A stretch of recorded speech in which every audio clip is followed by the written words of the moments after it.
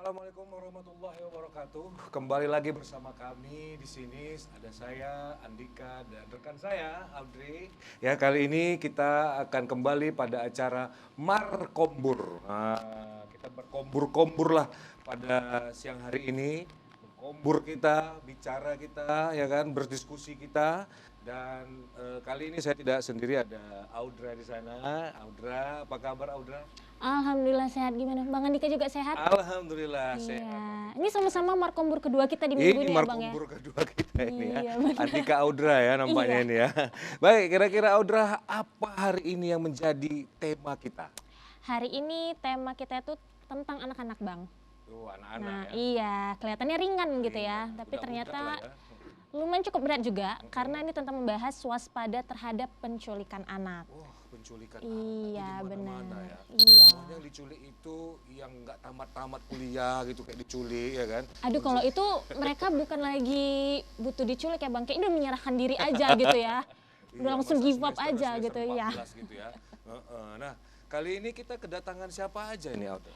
Ada Bapak Junaidi Malik dari Ketua Komnas Perlindungan Anak Deli Serdang. Selamat siang Bapak. Selamat datang, selamat siang Pak Dan Junaidi. Ibu Fatima SPD, pegiat pendidikan non formal. Waduh, Selamat siang Ibu. Di sini ada bintang tamu yang sangat luar biasa ya, kita Iya. kedatangan ya. Dua orang yang sangat spesial ya. Kebetulan Pak Sutri loh ini Bang. Oh iya Pak Sutri. Iya. So, berarti ini yang kedua kali. Diana, kita ke Pak Junaidi dulu lah ya. Bang Junaidi, apa kabar sih? Sehat, Alhamdulillah sehat ya Pak ya. Bang ya. Nah, kita lihat kan Bang Junaidi ini di dalam kesehariannya itu aktif ya dalam Komnas Perlindungan Anak Deli Serdang, ya kan. Nah, bagaimana mungkin ini sebagai pembuka kita ya. Akhir-akhir ini kita lihat di berita, bahkan tadi pun saya lihat masih ada saja berita tentang penculikan anak, ya kan. Mungkin Bang Junaidi bisa memberikan tanggapan apa sebenarnya menjadi penyebab penculikan anak ini marak kembali di Indonesia. Ya, terima kasih. Fenomena penculikan anak terjadi sesungguhnya bukan hanya baru belakangan ini, tetapi memang sudah banyak terjadi di kurun waktu mungkin 5-10 tahun terakhir. Hanya saja mungkin kita lupa atau terlewatkan oleh jejak-jejak digital yang semakin banyak ini. Secara prinsip, apa sih yang menjadi penyebab ya bahwa anak-anak hari ini menjadi korban atau rentan menjadi korban penculikan? Pertama, jelas fungsi pengawasan orang tua. Pengawasan orang tua. Ya, jadi memang hari ini saya selalu berkampanye di mana-mana. Wah, belum 2024 udah kampanye. Bukan, kita nggak mungkin Beda. jadi caleg. Nggak mungkin ya. Kita Camat sampai aja ya. sampai mati jadi aktivis anak Oh, aja. Masya Allah. Insya Allah. Amin. Insya Allah. Nah, apa sih yang melatar belakangi? Saya melihat ini runtuh ya ketahanan keluarga nih. Kalau diibaratkan pondasi nih, rumah ini udah runtuh. Akibat apa? Kalau sekarang ini fenomena digitalisasi, keluarga hari ini justru cenderung individualistis ya. Iya, Bukan ya. hanya anak. Bahkan ketika mereka berkumpul mau makan siang, makan malam, ya tiga-tiganya main HP.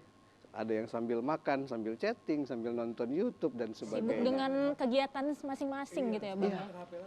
Jadi main, Anaknya melato-lato. wah, Kalau ya masih kecil Bang. lato-lato tidak salah, tidak salah. Justru saya melihat itu ada satu nilai positif menghempang anak terpapar oleh gawai ya. Jadi yang biasanya anak kena candu sama YouTube, game dan sebagainya, justru dengan adanya lato-lato dia bisa menghempang aktivitas itu. Sebetulnya itu positif. Hanya tinggal bagaimana pengawasan atau ada aturan jam-jam yang dibuat oleh keluarga tentang aktivitas anak. Itu positif. Nah, tadi kembali tuh ke poin kenapa atau apa yang melatar belakangi penculikan anak terjadi belakangan ini. Pertama, runtuhnya ketahanan keluarga. Bahwa fungsi pengawasan yang dilakukan oleh keluarga hari ini itu sudah tidak tertata dengan baik. Orang tua jadi individualistis, terkesan dia lebih bahagia ngelihat anaknya bisa beraktivitas tanpa merepotkan orang tua itu. Nah ini yang menurut saya perlu dilakukan upaya perbaikan. Kedua, komunikasi. Hari ini tidak ada komunikasi yang efektif yang dibangun oleh sebuah keluarga antara orang tua dan anak. Jadi cenderung orang tua itu membiarkan ya anak dengan kesukaannya. Ya, nggak lagi orang tua berpikir bagaimana tentang hari ini kita punya evaluasi. Jadi kalau dulu tuh ada namanya sidang MPR, Majelis Permusyawaratan Rumah Tangga. Ini bukan rakyat, MPR, Majelis Permusyawaratan Rumah Tangga. Ini nggak ada lagi yang dibuat oleh orang tua dalam Bondingnya membangun berarti kurang gitu ya Pak komunikasi. Ya. Tapi dalam bentuk WA group. Dan itu pun nanya udah Itu di tadi, rumah belum mah? Itu tadi kan gitu. itu Iya. supaya nggak Bang jangan buka-buka rahasia dong. itu ada yang menjadi apa ya korbannya itu ya. Iya jadi gitu. Kalau saya melihatnya komunikasi itu juga udah mulai hilang antara keluarga dalam membangun sebuah budaya komunikasi, sehingga anak lebih cenderung dia happy dengan dunianya. Anak bahkan hari ini cenderung dia individualistis. Dengan apa? Akibat tenggelam oleh arus digitalisasi. Lalu kemudian anak juga mengkonsumsi informasi dari digital itu dari internet itu tanpa filter, sehingga keingintahuan anak yang tinggi membawa dia masuk untuk berselancar lebih dalam dan tidak berpikir tentang dampak. Sehingga hari ini banyak anak di usia 13 sampai 17 tahun itu menjadi korban kejahatan seksual berawal dari media sosial. Ini kita tahan dulu tentang kekerasan seksual ini. Ya. Audra, tanya dong ibu cantiknya. Iya, kasihan ibu nungguin diborong terus sama bapaknya. Nah, saya manggil kakak aja kali ya, biar lebih enak, lebih akrab. Nah, ini saya mau tanya ke Kak Fatimah. Tadi sama Bang Junaidi Malik itu bahasnya penculikan anak ada dari faktor lingkungan keluarga. Nah, apa salah satu motivasinya atau salah satu penyebabnya itu bisa dari faktor perceraian orang tua, begitu Kak? Kalau saya sih sebagai pegiat ya, memang kalau di tengah-tengah masyarakat itu dari berbagai lapisan. Jadi kalau dilatar belakangi oleh pendidikan itu pasti. Terus bagaimana itu terjadi tergantung kepada pendidikan orang tua, pengetahuan orang tua, terus faktor ekonomi. Nah jadi sehingga orang tua itu mungkin tidak ada waktu untuk anak-anak. Terus bagaimana tumbuh kembang anak, apa sih yang dibutuhkan anak. Sehingga anak sibuk dengan dunianya, sehingga lari dari pantauan dari orang tua, sehingga apa yang terjadi di masyarakat itu anak lebih terpengaruh dengan lingkungan, dengan teman, gadget terutama ya. Gadget ini kan sumber dari segalanya, yang kadang-kadang kontrol dari orang tua juga tidak. Yang banyak terjadi itu justru hal-hal yang memang pengaruh dari pendidikan orang tua. Pendidikan orang tua di pesisir ya, kalau saya di sana, saya juga sebagai guru PAUD. Ketika kita akan bertanya tentang pendidikan, apalagi di sana ada parenting, ada pertemuan orang tua, susah sekali orang tua untuk bagaimana memberikan waktu untuk kita berikan pengetahuan tentang pola asuh, tentang bagaimana mendidik anak, tentang bagaimana mereka itu menjadi pendidik yang memang pendidik utama itu adalah orang tua. Ketika orang tua tidak bisa memposisikan dirinya sebagai pendidik, ya ini tadi, sehingga pengetahuannya sangat kurang. Oke, baik Bu. Nah itu tadi orang tua yang pengetahuannya kurang. Nah apakah mungkin mereka itu bisa mengeksploitasi anaknya? Pada kemungkinan ke arah situ Bu? Sangat, sangat ya. saya bilang katakan sangat karena tidak adanya pengetahuan orang tua tentang pentingnya pendidikan itu, sehingga contoh ya, di sana banyak anak-anak yang drop out sekolah. Ketika saya tanya kenapa tidak sekolah, mereka itu lebih memilih anaknya bekerja. Contoh, mereka drop out SD. Kok bisa sih anak tidak sekolah? Bu, mereka itu sudah cuci sampan saja 50.000 per hari. Dari sekecil itu, Bu? Dari usia misalnya dia kelas 4 SD sudah.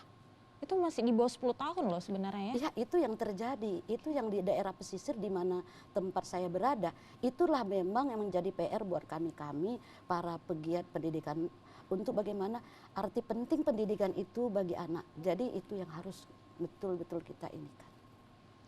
Oke, baik Bu. Tahan dulu karena semakin memanas sepertinya ya. Nah, buat kelanjutannya kita saksiin dulu dari band. Ayo Bang, silakan.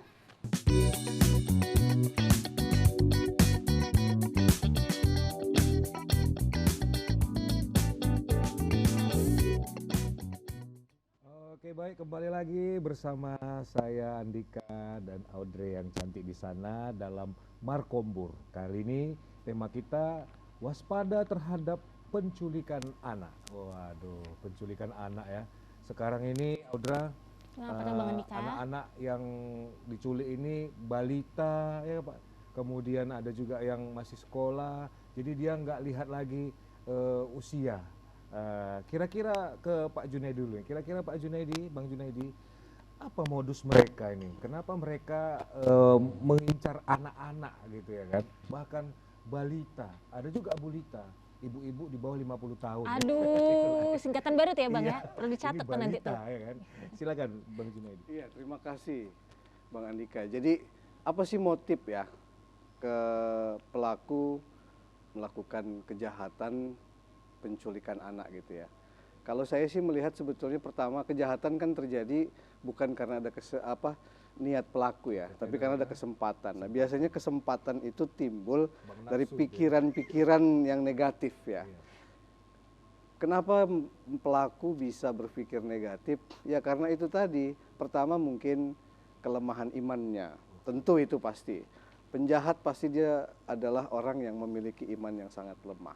Tetapi ketika saya lihat fenomenanya, seperti contohlah kasus Malika ya. Nah, Malika itu jadi adalah sebuah kasus penculikan anak yang dilakukan oleh narapidana, ex narapidana ya, mantan narapidana, kasus kejahatan seksual.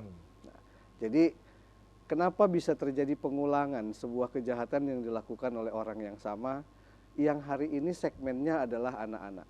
Pertama, anak adalah seorang yang punya lemah namanya ya, kalau saya bilang istilahnya itu Udah dipengaruhi? Psikologisnya juga dia gampang dipengaruhi. Kemudian kedua, anak gampang diiming-imingi, lalu dibujuk rayu. Bahkan ada juga yang mungkin motif kejahatan ini dilakukan dengan ancaman. Oke, ya benar. Sehingga kerentanan anak menjadi korban kejahatan itulah yang hari ini dialami oleh seorang anak yang bernama Malika. Dijadikan mereka kesempatan ya Bang ya? Iya, akhirnya sasaran empuk jadinya betul, karena rentan kan, anak-anak ini kan tenaga atau fisiknya juga lemah dibanding dengan orang dewasa ya, sehingga dia sangat mudah untuk menjadi korban. Jadi motif yang saya lihat hari ini biasanya itu kalau dari satu kasus ini, bahwa pelaku yang melakukan penculikan itu dia punya semacam kelainan ya, kelainan jiwa lah kalau saya istilahkan ya. Ngapain juga gitu seorang anak yang sesungguhnya itu adalah masa depan ya. Jadi kan kalau bicara anak itu masa depan sebetulnya, bukan hanya tentang anugerah, titipan atau buah cinta gitu, bukan. Tapi anak itu masa depan. Kalau ada orang dewasa melakukan kejahatan terhadap anak yang dia tidak berpikir tentang bahwa ini adalah masa depan, saya rasa itu ada kelainan dalam jiwa seorang pelaku itu. Dibuktikan bahwa pelaku kejahatan yang melakukan penculikan terhadap Malika itu adalah ex narapidana kejahatan seksual. Jadi menurut saya nilai kewaspadaan yang harus dilakukan. Ini kita belum masuk ke pesan belum ya? Belum ya. Kita belum, Pak, masih masih mengajak orang tua. Bagaimana sih hari ini melihat fenomena penculikan, kita mulai melakukan kewaspadaan dini terhadap keluarga kita sendiri dulu ya. Mulailah dari bangun komunikasi, tentu itu wajib. Jadi kalau anak pulang sekolah, yang ditanya jangan PR-nya. Ini kan kebanyakan orang tua Apa kegiatan hari ini? Enggak juga, enggak tentang kegiatannya. Kalau dalam perspektif tumbuh kembang anak, tanya perasaannya. Oke. Hari ini senang nggak di sekolah? Iya. Kalau dia senang kenapa? Baper ya. Kalau dia nggak Iya. senang kenapa? Nah, itu salah satu teori komunikasi. Nah, dari situ lalu kita membangun komunikasi yang intens, kita bisa membuat sesi tadi sidang MPR. Wajib tiap malam kita makan malam bersama. Oh iya, betul. Apa yang didiskusikan tentang sambil aktivitas makan. hari ini. Jangan masing-masing Iya. di depan ruang TV, satu di kamar, satu di meja makan, nggak bisa Dan gitu semua ya Pak pakai ya? gadget. Pakai gadget. Inilah dia hari ini zaman yang sesungguhnya ini lebih bahaya daripada narkotika. Wah, dia narkolema ya. Narkolema. Iya, Itu narkoba lewat mata. betul. Hati-hati. Oh, udah. Oh, Apa iki narkolema? oh, enggak. Kayaknya ini banyak ini Bang harus dicatat nih. Banyak. Kalau Enggak, saya, ya. saya pulang sekolah lain. Pernah anak saya ancam, Ah. ya kan? Ah. Kamu kalau nanti nilai matematikanya nggak 100, Ah. jangan panggil saya Bapak. Panggilnya Bilang apa? gitu ya kan? Oh, Dedi. Terus dia ujian, Oh. pergi ujian pulang. Begitu pulang sekolah, loh kamu udah pulang sekolah? Berapa nilai matematikanya? Terus dia bilang apa? Bapak siapa ya katanya? Karena saya pesan Senjata makan tuan jadinya jangan kan panggil Bang. saya Bapak. oh, karena tadi nilainya nggak 100 gitu ya. Ya. Berarti nilainya nggak 100. Gawat juga ya. Iya. Terus anak saya nggak saya sekolahkan di luar negeri Pak. Kenapa? Iya. Waktu itu saya coba di negeri, nggak cukup lagi kuotanya. Saya ke luar negeri. Oh. Oke, iya masuk ya Bang ya. Iya. Oke. Nah jadi makanya Oke. anak-anak ini, anak-anak ini jangan sampai diajak oleh sama orang lain lah pada saat, apalagi pada saat sekolah. Ini pada yang kejadian di Makassar ya, kita ke Bu Fatimah ya Kak Fatimah. Kejadian di Makassar itu anak itu kan lagi pulang sekolah ya kan, Betul. yang diculik di Betul. Makassar Dua itu remaja kan, itu. di depan Indomaret. Betul. Terus disamperin ya Pak ya, disamperin sama dua orang yang mungkin anak ini sering bantu-bantu. Ya, dia sampai apa namanya, dia sering bantu-bantu kerja harian, terus kita bersihin rumah kan gitu kan Mbak. Jadi karena mungkin si anak ini tidak lagi dinafkahi ataupun mungkin kesulitan ekonomi ya Pak ya. Iya. Mungkin seperti yang Ibu bilang tadi lah, permasalahan rumah tangga, jadinya si anak mencari rezeki atau mencari uang sendiri untuk menghidupi diri dan keluarganya, alhasil jadinya diculik dan dibunuh. Bagaimana tanggapan Ibu Fatimah mengenai itu? Kembali lagi ya, kalau kita bicara tentang hak anak itu ada beberapa. Ada salah satunya hak atas perlindungan, hak atas pendidikan. Yang kadang-kadang orang tua tidak paham ketika punya anak, apa sih hak anak tersebut? Apakah kita sebagai orang tua sudah memenuhi hak dari anak tersebut? Sehingga anak di usia di bawah 17 tahun itu tidak boleh mencari nafkah sebenarnya kalau menurut undang-undang dari perlindungan anak atau hak anak tersebut. Nah, disebabkan karena faktor ekonomi atau dari runtuhnya ketahanan dari keluarga atau keluarga itu sudah bercerai atau pisah, sementara anak harus ingin melanjutkan pendidikannya dengan caranya yang seperti itu tadi, membantu dengan mungkin uang yang tidak seberapa, tetapi itu ada orang-orang yang memanfaatkan situasi itu sehingga anak karena dia merasa diperhatikan atau merasa dia ada orang yang membutuhkan dia hingga kepercayaan dia itu langsung ikut. Nah, itulah yang bisa terjadi. Padahal begitu di sana dilakukan penculikan itu, si penculiknya pun ingin jual beli organ tubuh, ginjal kalau nggak salah ya kan, dari Tapi media anak-anak tadi sosial. merasa aman karena dengan iming-iming seperti yang dibilang Pak Junaidi tadi itu Bang. Dan memang profesi si anak tadi yaitu bekerja lepas jadinya di samping dia sekolah ya Bu ya. Nah, saya mau mau balik lagi nih ke Bang Junaidi. Tadi Abang ada bahas soal anak-anak itu rentan dari dipengaruhi, itulah yang bisa sampai di ada kasusnya penculikan anak itu tadi. Nah, idealnya tuh apa yang harus kita lakukan sebagai orang dewasa nih Bang terhadap anak-anak agar terhindar dari penculikan ataupun hal-hal negatif lainnya? Iya. Ada sebuah judul namanya pengasuhan positif ya. Bagaimana sebuah keluarga itu pertama harus memahami konsep tumbuh kembang anak. Jadi ada fase dari anak 0 sampai 16 tahun itu kan berbeda-beda ya. Baik berpikirnya, fisik motoriknya, perkembangannya. Nah, yang perlu diintervensi hari ini bagaimana orang tua melakukan edukasi kepada anak tentang satu, ketika maraknya penculikan anak, pastikan jangan pernah berkomunikasi dengan orang yang tidak kita kenal, apapun bentuknya, mau dikasih permen, dikasih uang, atau ada iming-iming lainnya, pastikan itu setiap hari dipesan kepada anak. Bang, Kak, ingat, kalau di luar sekolah, di luar rumah, tidak ada orang tua, kamu kalau ketemu orang yang baru hati-hati, jangan pernah mau didekati atau diberikan sesuatu. Atau yang Itu. iming-imingnya nanti ini udah dikontak sama ibu, sama ayah, ini ada kejadian hal serius gitu. Kadang ada yang seperti itu juga ya Bang ya? Iya. Kemudian penting orang tua juga memberikan visual kepada anak, tontonan-tontonan positif tentang peristiwa-peristiwa yang dialami oleh anak di belahan Nusantara hari ini. Jadi jangan cuma nonton Pororo, Pokemon atau apa, jangan. Tetapi ya, itu juga penting.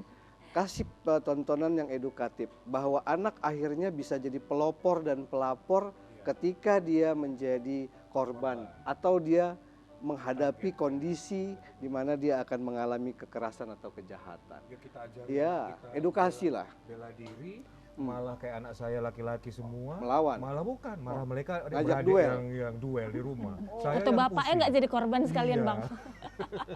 Gawat juga ya itu. Enggak lah, itu kan bercanda Ih, aja Bang. jangan lah ya. Iya. Sepertinya pencegahan lebih baik ya Bang ya, Iya. daripada kita antisipasi seperti itu ya. Istilah kerennya nih, kalau orang Medan bilang, kata lain dari pencegahan tadi, istilah saya itu preventif edukatif.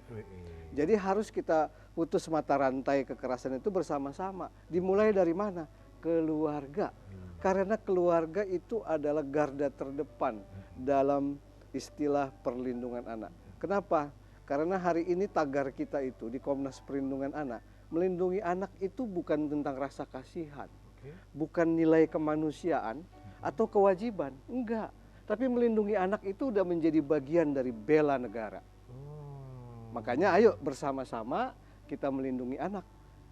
Karena melindungi anak berarti kan menyelamatkan masa depan. Karena anak adalah masa depan kita. Itu penting buat kita pahamin. Kalau kita mau marah atau anak yang nggak bisa dikasih pesan-pesan positif, ya harus sabar.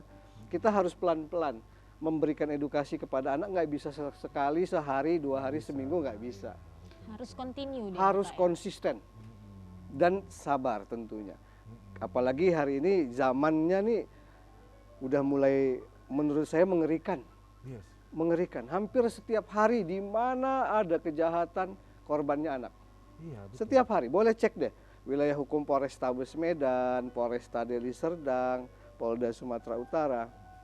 Kejahatan terhadap anak grafiknya terus naik. Bukan justru ada undang-undang, pelaku takut, orang takut melakukan kejahatan terhadap anak. Dan hari ini yang bahayanya lagi, orang tua adalah pelaku utama kejahatan. Orang tua sudah memberikan narkolema kepada anak-anaknya. Ini juga bahaya. Dari situ justru berdampak kepada hal-hal yang negatif lainnya. Anak nggak mau makan, dikasih nonton YouTube, main game baru mau makan. Dikasih, padahal itu salah. Nah ini yang juga harus disadari para orang tua. Banyak begitu, cara, Bang. banyak Padahal cara. bisa dengan hal yang lain. Oh misalnya, Pak, ya. banyak cara. Kita bisa kok bangun Ajak jalan. sebuah budaya positif sama anak. Karena sesungguhnya anak itu bisa diintervensi sama orang dewasa, apalagi orang tua. Iya. Hanya saja caranya. Nah sekarang orang tua punya cara nggak yang tepat? Itu dia. Kebanyakan hari ini nggak mau pusing. Nggak mau pusing. Oh anak nanya, oh dasar bawel berisik. Padahal itu kecerdasan anak. Dia ingin bertanya, mengetahui sesuatu. Nah ini yang menurut saya tadi runtuhnya ketahanan keluarga, inilah benang merahnya. Kusut udah, kusut ya. Jadi perlu apa ya? Perlu sebuah sistem yang betul-betul dibuat oleh pemerintah dan keluarga juga mau untuk melakukan perubahan, menyiapkan masa depannya. Gitulah kira-kira Bang Andi. Kita ke Kak Fatimah dulu nih. Kak Fatimah nih, kita lihat ada berita yang menculik anak sendiri itu adalah kadang ayah kandungnya. Iya. Ini kok bisa seperti itu ya? Ayah kandung kok tega menculik anak sendiri. Kira-kira apa sebenarnya yang terjadi sekarang di Indonesia inilah seperti itu? Kalau saya sih melihat kalaulah seorang ayah tega melakukan penculikan terhadap anaknya, itu saya rasa bukanlah seorang ayah. Karena ayah sesungguhnya itu adalah sosok yang melindungi, mengayomi, mendidik. Nah, ketika ayah menjadi pelaku itu berarti ada yang salah dari ayahnya. Mungkin ayahnya juga pecandu narkoba, atau ada masalah dengan ibunya, atau memang faktor ekonomi yang sangat tidak bisa diajak kompromi, yang mungkin saking tidak ada lagi jalan keluarnya, mungkin itu yang di kepalanya. Saya rasa kembali lagi ke pengetahuan, ya moral ya. Saya rasa kalau seorang ayah tega melakukan itu sudah bejat sekali moral. Itu saya secara seorang ibu yang menilai atau sebagai masyarakat, kalau sudah seorang ayah itu sosok yang memang menjadi panutan, sosok yang memang dicontoh, karena dia kalau di dalam keluarga adalah imam. Imam itu adalah panutan, kita sebagai ibu dan anak itu adalah makmum. Nah, ketika seorang imam tidak bisa menunjukkan sosok sebagai orang yang bisa menjadi tauladan, nah inilah yang mungkin tidak runtuhlah rumah tangga itu. Saya rasa kembali lagi pengetahuan secara menyeluruh ya, baik itu agama, pendidikan, semuanya itu adalah pendukung. Jadi marilah sama-sama saya rasa kita sadarilah ya, betul-betul memang keluarga itu mempersiapkan. Ketika kita sudah mau membuat suatu keluarga, perlu pertimbangan-pertimbangan itu tadi. Pertimbangan mempersiapkan diri menjadi seorang ayah, menjadi seorang ibu, karena banyak tanggung jawab yang dituntut ketika kita sudah dipanggil ayah atau dipanggil ibu. Dan sekarang ini fenomenanya ada pula ini Kak Fatimah. Kalau anak sudah disekolahkan ke satu sekolah, ya kan, maka si ayah dan ibu tadi selaku orang tua tidak mau tahu lagi bertanggung jawab atas pendidikan si anak. Kan aku sudah bayar, kan aku sudah sekolahkan, iya, ke guru ya. Ke gurunya, gitu nanti anaknya gagal, gurunya disalahin. Itu yang salah saya rasa. Pendidik utama itu bukanlah guru, pendidik utama adalah orang tua. Dari mana berangkat itu pendidikan? Dari rumah. Pertama karakter. Karakter anak kita saat ini, saya rasa sudah kita bisa melihat banyak anak yang menjadi pelaku geng motor, tawuran. Ya, Bu, ya, nah ini kan sudah kita sangat, ya Allah kok sebegininya sudah. Bagaimana masa depan negara ini ketika anak-anak kita sudah lagi tidak punya moral, saya rasa. Ya dari mana itu berangkat? Dari rumah. Pendidikan karakter itu bukan semata-mata itu tugas guru, tetapi dari rumahlah pendidikan karakter itu berangkat. Bagaimana menghormati orang tua, menghormati kakak, adik, bagaimana etika dengan orang tua, etika dengan saudara, atau etika dengan keluarga atau tetangga, itu kan berangkat dari rumah. Ketika itu tidak didapatkan anak dari rumah, kita serahkan pendidikan itu kepada guru. Guru tidak semuanya itu, walaupun sekarang pendidikan karakter itu sudah dibuat di sekolah. Nah, menjadi kalau di PAUD itu sudah menjadi pembiasaan bagaimana ketika anak datang, bagaimana anaknya. PAUD ya, dari mulai PAUD. Tapi berapa jam anak berada di sekolah? Nanti misalnya contoh kita mengajari anak kita disiplin di rumah, di sekolah. Bagaimana anak meletakkan tempat minum, bagaimana anak toilet training dengan antri budaya-budaya yang karakter itu sudah kita tanamkan. Sampai di rumah orang tua tidak bisa menyambung apa yang sudah dilakukan Iya. guru di sekolah, Betul. sehingga sia-sia. Sia-sia. Waktu 24 jam itu hanya 2,5 jam Di sekolah. anak berada bersama guru. Selebihnya ada sama orang tua. Berarti pengasuhan yang paling banyak itu ada pada orang tua. Ada pada orang tua. Pertanyaannya, apakah orang tua punya cukup waktu untuk Wah, anaknya? Ini dia nih. Apalagi orang tuanya bekerja. Nah, itu dua-duanya. dijawab tuh sama pembawa acara nih, ada pertanyaan dari narasumber. Nah, ya kan? Orang tua punya cukup waktu. Saya rasa kalau zaman sekarang ini semuanya sibuk bekerja. Karena bunyi klakson mobilnya aja udah kredit gitu ya kan. Jadi bayar cicilan tuh ya. Gara-gara itu mungkin Bang ya. Itu orang tua di Medan lah, pinggirannya ya. Pinggiran. Nggak di kota enggak ya? Di kota enggak salah lagi gitu. Bang Junaidi ini Iya, iya. kita kembali lagi ke yang soal penculikan anak Iya, ini iya. ya kan. Organnya dijual gitu ya kan.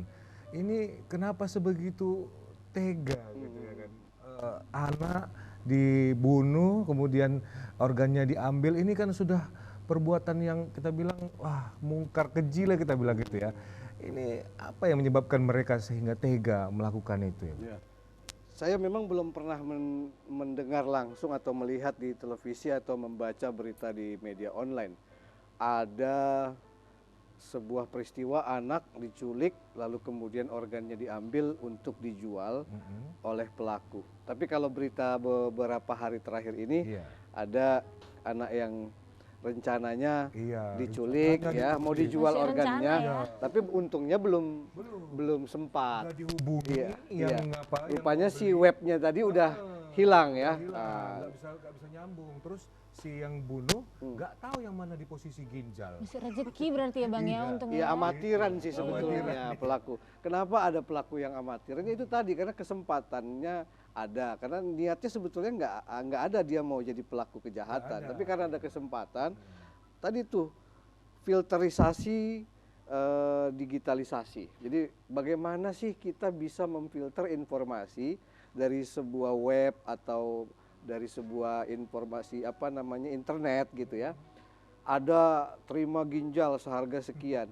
Ini pemahaman si pelaku ini nggak dalam. Ibaratnya dia ini belum tahu secara detail. Iya. Cuman tergiur dengan iming-iming 100 juta umpamanya. Tapi dia nggak pelajari prosesnya karena dia belum pernah Iya dong. melakukan itu Ngirim sebelumnya. ginjal apa dibungkus pakai kertas Nah, ini kan nggak mungkin pakai kain putih Iya, aja nggak gitu. mungkin. Pakai dalam apa kendi gitu terus ditanam. Itu Ah, hari-hari, Pak. itu. Iya, inilah dia makanya sebetulnya apa ya? Ini sebuah fenomena yang membuat saya ketawa sih. Aduh, ini anak kasihan banget karena usianya masih remaja ya, 18 dan 19 ya. Lagi-lagi, apa sih yang membuat anak-anak seperti itu? Tadi saya melihatnya ketahanan keluarganya udah runtuh. Iya, betul. Jadi mungkin orang tuanya broken home atau orang tuanya sibuk cari tadi untuk bayar kredit ya. Mungkin sambil apa namanya ngojek payung kalau lagi hujan gitu nyari tambahan buat bayar. Zaman dulu kan orang tua mau kemana ya cari nafkah. Sekarang Cari kaya. Sekarang oh beda ya kan Bu? itu Berarti ayah begitu zaman Abang now tuh ya. sounding di rumah ya kalau ditanyain ayah mau kemana, cari kaya Ya, gitu kalau ya. cari nafkah kan apa yang dapat hari itu kan langsung kita kasih sama istri kan gitu ya kan. Bisa itu. Itu bisa jadi itu. Itu sebuah fenomena baru itu yang harus mungkin kita nanti dibikin diskusi terfokus tuh. Waduh. Judulnya apa tadi? Ayah cari Kaya. Kaya. Oh kaya. Nah, kaya itu akronim bukan? Enggak ya. Kaya itu sebuah kalimat ya, bukan akronim lah. Oke. Jadi gitu sih kalau menurut saya gitu ya. Apa Bang Andika, Kak Audra ya. Penculikan anak terjadi hari ini itu sebetulnya bukan sesuatu yang baru, bukan. Ini memang sudah lama terjadi. Dari 5 sampai 10 tahun terakhir kita masih bisa membuka jejak digital. Lalu kenapa itu masih ada sebuah kejahatan yang dialami anak dengan model penculikan. Lagi-lagi hari ini kita bisa mengambil itu jadi ikhtibar atau jadi contoh baik buat kita yang punya anak dan punya mimpi untuk bahagia di hari tua. Kenapa? Karena menyiapkan masa depan anak-anak kita ini itu memang harus betul-betul kita sabar, konsisten, dan ikhlas. Kalau kita nggak sabar, nggak konsisten, dan nggak ikhlas, mungkin saja anak kita bukan hanya menjadi korban, tapi anak kita hari ini menjadi pelaku kejahatan. Iya, bisa Waduh, jadi. Bisa. jangan sampai ya. Iya, betul betul betul. Nah, Gitu. Bang, saya mau nanya nih. Kebetulan kan Abang juga sebagai Ketua Komnas Perlindungan Anak Deli Siap. Serdang. Kalau khususnya di wilayah Deli Serdang, sekarang lagi marak itu kasus apa yang terhadap anak-anak penculikan Iya, kah atau eksploitasi atau apa? Kalau hari ini di Kabupaten Deli Serdang memang itu cukup tinggi kasus kejahatan seksual terhadap anak di usia 13 sampai 17 tahun.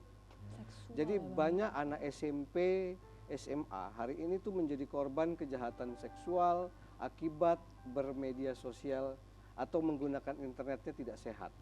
Jadi dia ketemu dengan predator-predator di media sosial, lalu ketemu di darat istilahnya kopdar gitu. Benar ya. Lalu ada yang modusnya dikasih air minum lalu tidur, dibawa ke kamar hotel, ada yang dengan ancaman fisik, kekerasan fisik, dibawa ke sebuah tempat bekas kilang padi, ada yang di kebun jagung, ada yang di kebun sawit.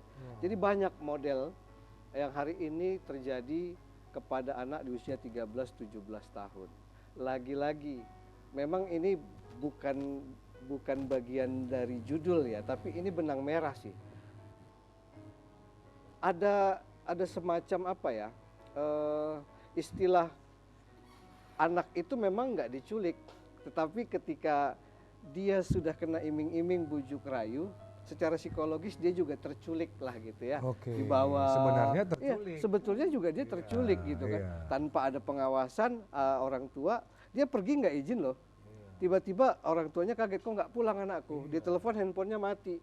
Tiba-tiba besok baru pulang dengan wajah yang sudah ya lusuh apa layu. Teman saya pernah diculik juga gitu. Dia kebetulan gendut, diculik, satu hari dipulangin. Kenapa? Makannya banyak Makan katanya. Berat ya Bang ya. itu saudara saya juga pernah, bukan Begitu. cuma temennya. Itu saudara saya nyata juga memang kisah pernah nyata ada ya. kisah seperti itu ya Pak Ada, ya? ada saudara saya. Sampai banyak uak ya? saya bilang, aduh bawa pulang adek lu lah katanya. Itu adik saya sendiri itu. Iya, tukang makan adik saya. Badannya besar. Ini membuat penculik jadinya berevent poinnya nggak dapet nih kan, Berarti makan anak dia harus aja. banyak kita kasih makan aja di rumah ya biar nggak jadi Enggak sasaran juga. ya. Tapi itu tadi ya, Audra, apa yang terjadi hari ini bukan hanya di Deli Serdang, di seluruh belahan Nusantara, bahwa anak hari ini banyak menjadi korban kejahatan dengan berbagai macam modus, motif, jenis. Ya, tapi yang paling tinggi hari ini akibat arus deras digitalisasi, anak menjadi korban kejahatan seksual itu persentasenya cukup tinggi. Yang paling tinggi ya, Pak? Paling tinggi, paling tinggi. Boleh cek jejak Nah digital. Bang, itu tadi yang bagian kasus seksual tadi terhadap anak, Iya. mereka selain jadi korban, apakah ada juga yang jadi pelaku? Iya, jadi ini fenomena. Saya nggak boleh sebutin tempatnya, tapi kita anggaplah di Kabupaten A gitu ya. Itu ada di Sumatera Utara ya. Anak usia 17 tahun kelas 2 SMA, dia jadi mucikari yang mana, maaf, pekerja-pekerja seks komersilnya itu anak-anak SMP SMA. Oke. Jadi bayangin deh, ada anak SMA kelas 1 pakai iPhone Max Pro 13 yang harganya 20 jutaan. Dari OOM itu ya. Bapaknya, Sugar daddy. bapaknya, Saya dari Audra. bapaknya tukang beca. Oh iya. Mamanya tukang nyucip mangkok gelas di tukang bakso. Waduh. Tapi anaknya ke sekolah pakai iPhone. Oh, Ayo kita main logika. itulah, ya nggak Masuk bisa. akal. Kita Masuk bukan mau akal. mengejudge perekonomian suatu keluarga, Iya, tapi tidak mungkin dia make rajin sense sholat gitu ya tahajud, Pak. Ya. Pak. Tidak masuk di akal memang ya. Tapi nggak usah diakal lah Max Pro, saya aja. Itu pesan tuh kalau nanti Audra ada melihat anak-anak di usia itu lalu mau jadi riset umpama lagi S2 atau S3 gitu, itu jadi satu fenomena yang bisa kita angkat dalam jadi sebuah artikel tentang fenomena anak Fenomena. hari ini. Fenomena anak di seluruh Indonesia itu bukan hanya di Kabupaten Deli Serdang, di Provinsi Sumatera Utara, di seluruh Indonesia. Indonesia, Pak. Akibat apa? Runtuhnya ketahanan keluarga. Dan akhirnya anak-anak menjadi korban dari berbagai macam, ada istilahnya predator ya, ada istilahnya sugar daddy, Sugar daddy. itu tadi. Wih. Bang Banyak. Andika nggak tuh Iya, sugar daddy?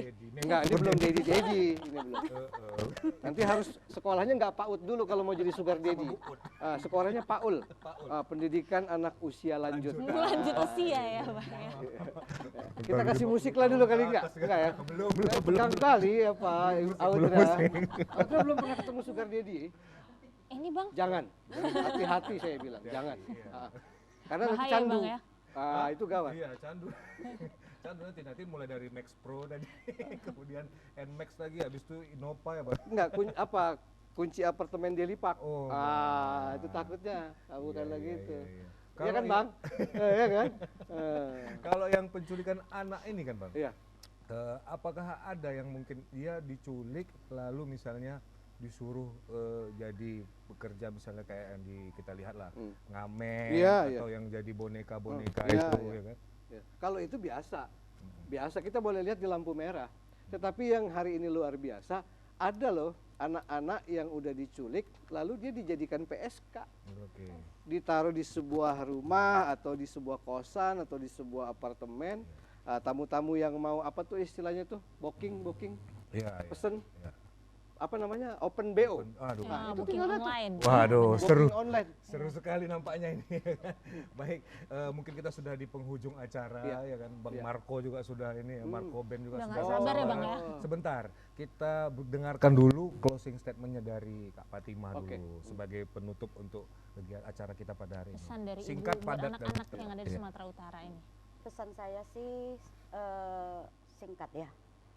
Jadilah orang tua yang bisa melindungi, bisa mengasuh, mendampingi tumbuh kembang anak. Itu saja. Mantap, luar biasa. Mungkin dari Bang Junaidi dengan Oke. singkat, tepat dan Iya. padat juga. Ini kesempatan yang mahal ya. Iya. Saya mengajak masyarakat di Sumatera Utara khususnya, mudah-mudahan melalui kesempatan ini kita bisa mulai menjadi sebuah keluarga yang punya sebuah aturan tentang melindungi anak. Karena melindungi anak itu harus pakai aturan. Kalau cuman asal-asalan juga nggak akan bisa kita melindungi anak. Bapak Ibu pemirsa TVRI Sumatera Utara, mari kita mulai dari hal yang kecil untuk memberikan perlindungan kepada anak. Pertama, bangun komunikasi yang positif kepada setiap anak. Setiap perkembangan zaman apapun harus diberikan informasi kepada anak sehingga anak mempunyai ketahanan, mengetahui informasi dan mampu membentengi diri dari segala bentuk kejahatan yang akan mereka alami. Itu yang pertama. Yang kedua, ciptakan suasana lingkungan keluarga yang menggembirakan, yang menyenangkan, agar anak-anak merasa nyaman ketika berada di rumah dan anak-anak akan bahagia ketika dia merasa nyaman. Karena dengan kebahagiaanlah akan lahir kejeniusan. Itu yang kedua.